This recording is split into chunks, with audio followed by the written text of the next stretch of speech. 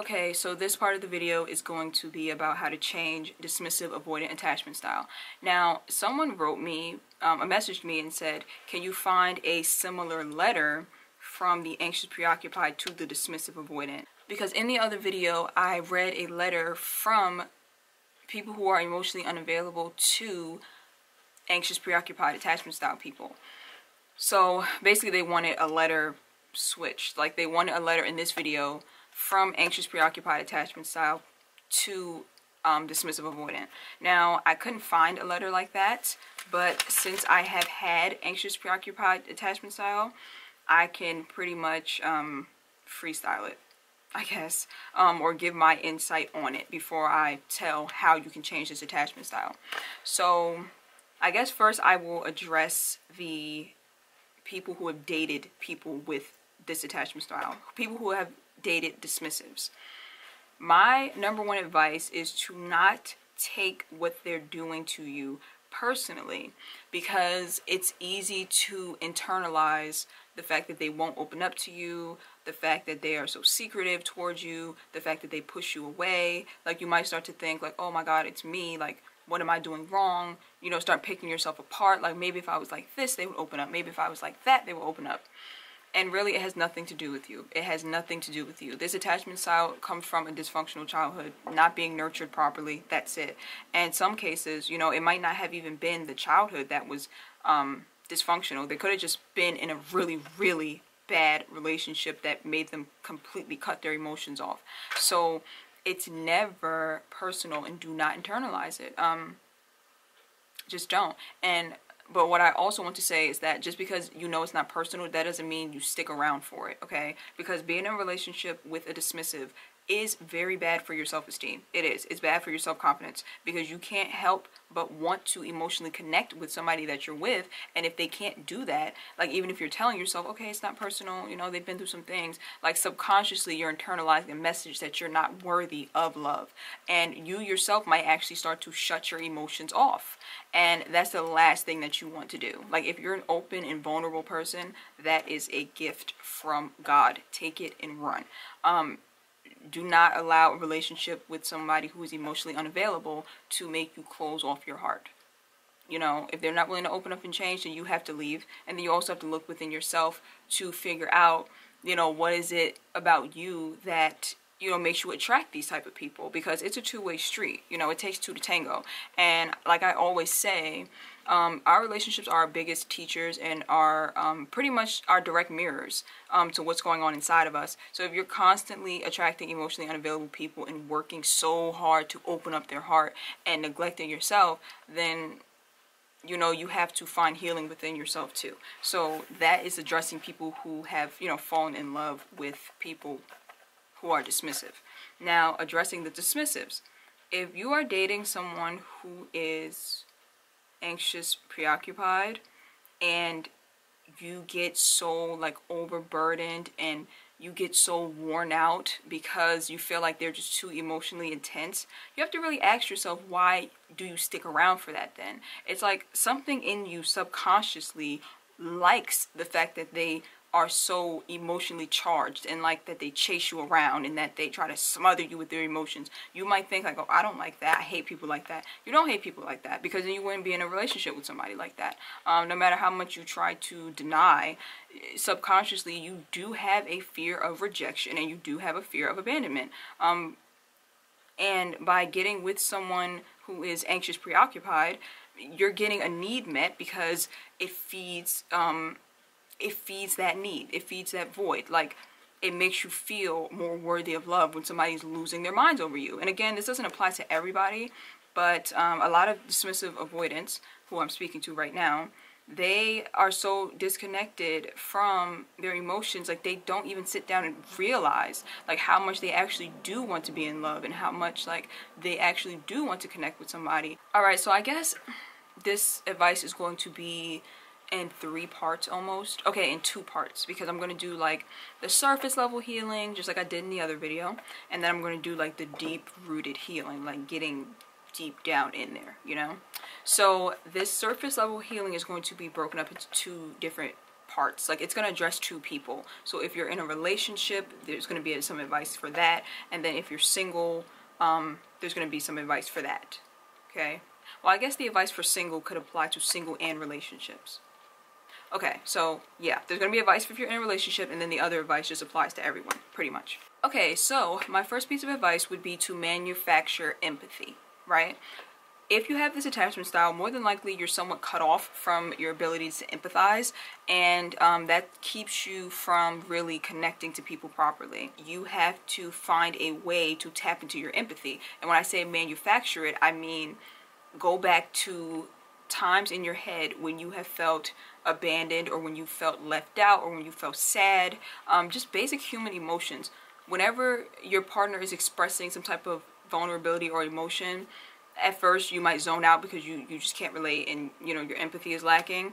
But try in your head to go back to a time where you felt sad, or when you felt like you wanted to be heard, or you just needed to talk, you know? And connecting to that emotion will help you understand your partner instead of just emotionally checking out when your partner is expressing their needs. Which ties into my next piece of advice, which is to reassure your partner. When your partner texts you a paragraph of their feelings, respond to each part of that paragraph. Don't skip around and only take out bits and pieces of it. And again, this is for dismissives who like genuinely want to change. If you're watching this video right now, you're just like, I don't need to respond to nothing, I don't need to, then this video is not for you. But if you genuinely want to change, and you genuinely want to be a better partner for whoever you're with, you have to start reassuring them, like basic reassurance. You don't have to go above and beyond, but yeah, respond to those text messages, you know, each part of it. Reassure them that they're important, you know, tell them like, yeah, I love you and I want you in my life. You know, practice reassuring your partner, which ties into my next piece of advice, which is to practice expressing your emotions slowly but surely, you know, baby steps, because this is new territory for a lot of people. Baby steps. Maybe try writing it down first. If it's easier to write down how you feel, maybe keep a journal. Express. Okay, hold on. I have to give a disclaimer, because if you're with a partner who like throws stuff in your face, or who like, you know your partner. If you're not with a good person, like a good-hearted person, this could really mess you up by like opening up emotionally and then having that person like play with your head. So be mindful of this advice. Use your discernment, but practice this advice if you are with someone who has a kind heart, okay? Practice opening up. Understand that you are safe with them, you know, slowly but surely. Like I said, maybe keep a journal, maybe write them letters every once in a while. Even as simple as just telling them every day, like, I appreciate you, or I'm grateful for you. You know what I'm saying? And also understand that even if you do open up, right, and you get shot down, you know, you open up, you try to be open with your emotions, and the person just dismisses you, and you're just like, see, this is why I never open up. Understand that you have all the tools to self-soothe, okay? So being in love or trying to find love, it comes with risks, okay? It's normal to take a risk, and sometimes it's normal to get shot down and to get rejected and turned away. And just trust yourself enough to know that even if that happens, you are fine, you are safe, you're not going to die, and you have the ability to bounce back from it. It's just all about repetition, practicing, and rewiring your brain, okay? And my last piece of advice for people in these relationships is to get rid of the secrecy, get rid of the double life, get rid of that side person.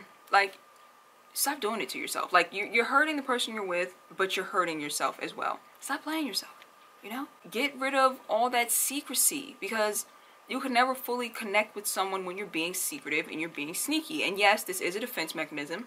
Yes, you probably do it because you don't want to be that close to the person you're with. But you're really messing yourself up, especially if you are with a person who is genuinely kind-hearted and they want, like, they love you for you and they want this relationship for like the long run, and you know that you can see yourself with this person. Don't sabotage it by being sneaky and secretive and having people on the side, and, you know, don't do that. You know, be open and be honest. That is a basic level of respect that you should have for your partner, you know? And when you are respecting your partner, when you are respecting the person you're with, you're also respecting yourself. So get rid of the double life, get rid of the 007 secret agent act. Just do away with it. You don't need it. You don't need a backup plan. You don't need a backup partner, because when you do that, you are basically setting yourself up for failure. Okay, so the rest of this advice applies to anyone with this attachment style, whether you are single or in a relationship. My first piece of advice for everyone, for the collective, would be to stop judging people so harshly. Like, catch yourself when you are looking at someone and pinpointing and focusing on their flaws and in order to keep yourself distant from them, you know. Just catch yourself in the act. It's all about reprogramming your brain, reprogram your subconscious mind. Understand that everybody has flaws. Understand that by you focusing on them is just a subconscious reaction to trying to distance yourself, and just try to switch it and focus on their good traits instead. And that goes right into my next piece of advice, which is to keep a gratitude list or a gratitude journal, and write down, you know, a list of family and friends, and write down everything that you're grateful for about them. And this will change your mindset in terms of looking at people in such a negative light. Write down who you're grateful for and why you're grateful for them, and also write down why you are grateful for yourself. Write down you know, the things about you that you love. Because again, like I said, with this attachment style, there is a subconscious programming that makes you kind of fear abandonment and rejection. And one of the keys to reversing that is self-love and gratitude. So, you know, keep a gratitude list about yourself and about the people that you care about. Okay, my next piece of advice is to practice opening up with people that you feel are safe. So if you have a friend or a family member who's just been around in your life forever and you can trust them with your life, you can try opening up to them emotionally. Try, like, if you're going through something and your first reaction is to go into hermit mode and isolate and actually turn your attention towards work and bury your feelings, try not to do that. Actually contact one of your friends or your family member and tell them how you feel. Take baby steps, of course. Like I said, this is going to be something that's very uncomfortable, but like I said in my other video, rebirthing yourself does come with labor pain. So it's going to be uncomfortable, it's going to be somewhat painful, but just keep on working at it if you truly want to change this attachment style. Okay, so those are the advice, or that's the advice I would give on the surface of it all, you know. Now we gotta get deep. We gotta get, you know, dive in to this attachment style, you know, because you cannot heal anything if you don't know the root of it, if you don't get right down to the nitty grit. So for people who are dismissive, for people who are emotionally unavailable, you have to really sit down and self-reflect and really ask yourself, do you feel like you are worthy of love? And this is something that you're going to have to really work at tapping into, because this is something that's going to come from, like, deep within. This is something that's going to come from your intuition. And because you are closed off emotionally, you are also closed off from your intuition, which should give you a really good reason to want to change, because that in itself is frightening. As human beings, you know, our intuition comes from the fact that we can be vulnerable and open. And I don't know if anybody here is into spirituality. It doesn't matter if you are or not. But if you are, you know that a lot of times our spirit guides, or like God, will give us direct downloads and like direct us in the right direction. And it's hard to let that in when you are emotionally closed off. So you need to really like sit down and maybe meditate and really just really try to get in touch with yourself and ask yourself, what are these subconscious beliefs that keep me closed off? And most of the time, when you get down to it, the root of all of this is fear. Just like I said in my other video about anxious preoccupied attachment style, the root of their issues is fear. Like fear that you're going to be abandoned, fear that you're not good enough. And I feel like with this dismissive attachment style, it's pretty much the same root. It's like this fear that opening up is going to make you weak, like it's going to hurt you in some way, like it's going to, like you're not going to be able to recover if you get hurt. And just not even wanting to face that, not wanting to face that reality, or not wanting to even risk something like that, so you'd rather stay closed off.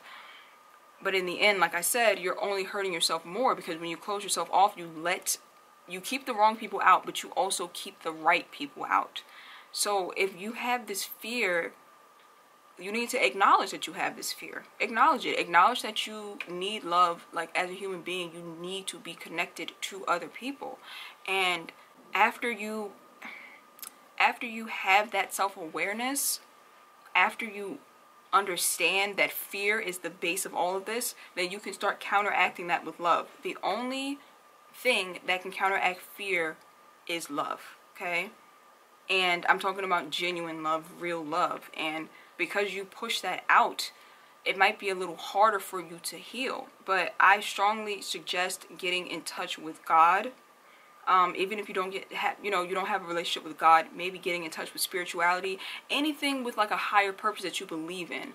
Get in touch with that, because I feel like that's where your love is going to come from, okay? Practicing self-love, of course, is important. You need to practice self-love on a daily basis.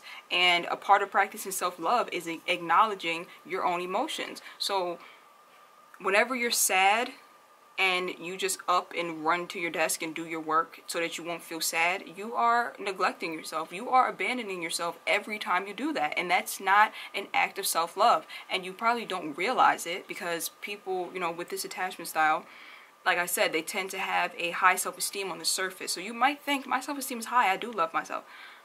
You don't. Because if you loved yourself, you would love yourself enough to acknowledge your own feelings and acknowledge your own emotions and be open to letting people in and letting people love you. So self-love, I feel like, is the key to all of this. And when you practice self-love, then you inadvertently start to trust yourself more. And when you trust yourself more, then you trust yourself to open up more, because you know that even if something goes wrong, you have yourself to fall back on always. So I think, like I said, real love, like self-love, the love from God, like understanding that emotions are not a weakness, okay?